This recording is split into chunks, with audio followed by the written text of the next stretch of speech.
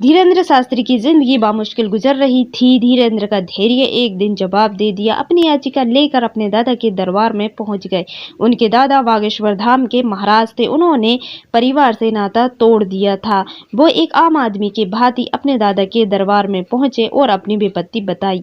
3 दिन गुजर चुके हैं, कुछ खाया पिया भी नहीं है। छोटा सा मकान है, वो भी बारिश में पलंग के नीचे सोना पड़ता है। बारिश की बूंदें गिरती हैं। कब तक ऐसी जिंदगी जीऊंगा? ऐसा कुछ कह दो, ऐसा कुछ कर दो। भोजन ही चलने लगे। जिंदगी में कुछ नहीं तो पिताजी कुछ कमाने लगे। ऐसा कुछ कर दो। गुरु ने बस बाहें पकड़ी।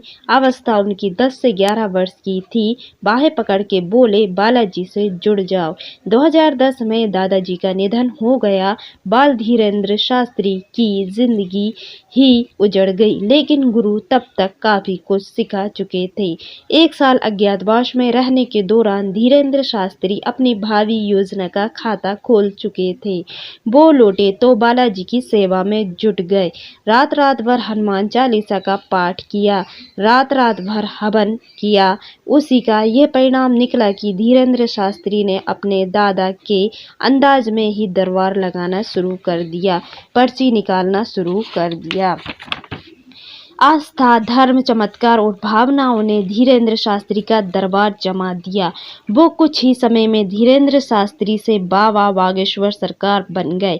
वो अचानक सुर्खियों में तब आए जब जनवरी के दूसरे हफ्ते, जब बागेश्वर धाम नागपुर में थे, वहां 13 जनवरी तक उनका दरबार लगना था। 13 जनवरी से 2 दिन पहले ही उन्होंने अपने दरबार को बंद कर नागपुर से निकल गए। हुआ यह था कि नागपुर में जादू टोना और अंधविश्वास के लिए एक कानून है। वहां पर कोई अंधविश्वास नहीं फैला सकता है।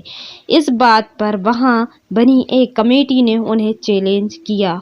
उन्होंने कहा कि आप जो पर्ची खोलकर दूसरों का नाम बता देते हैं, उनकी बीमारी और बीमारी का उपाय बता देते हैं, यदि आपके पास कोई शक्ति है तो आप साबित कीजिए, यहाँ पर उसको साबित कीजिए। और अगर आप अपनी इस दिव्य शक्ति को जो आपको ऊपर वाले ने दी है, आप साबित कर देते हैं कि आप हर एक को जानते हैं, हर एक को पहचानते हैं बिना उनसे मिले हुए, ये कमेटी आपको 30 लाख रुपए देगी, नहीं तो आपके विरुद्ध FIR दर्ज होनी चाहिए।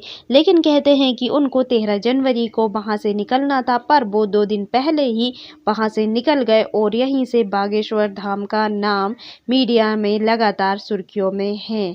चूंकि उन्होंने इस बात पर सफाई दी है कि उनका अगला कार्यक्रम छत्तीसगढ़ के रायपुर में ही था, इसीलिए 11 जनवरी को ही इसे खत्म करना था, इसीलिए 11 जनवरी को खत्म किया गया। और मैं कोई भगोड़ा या चमत्कारी नहीं हूँ।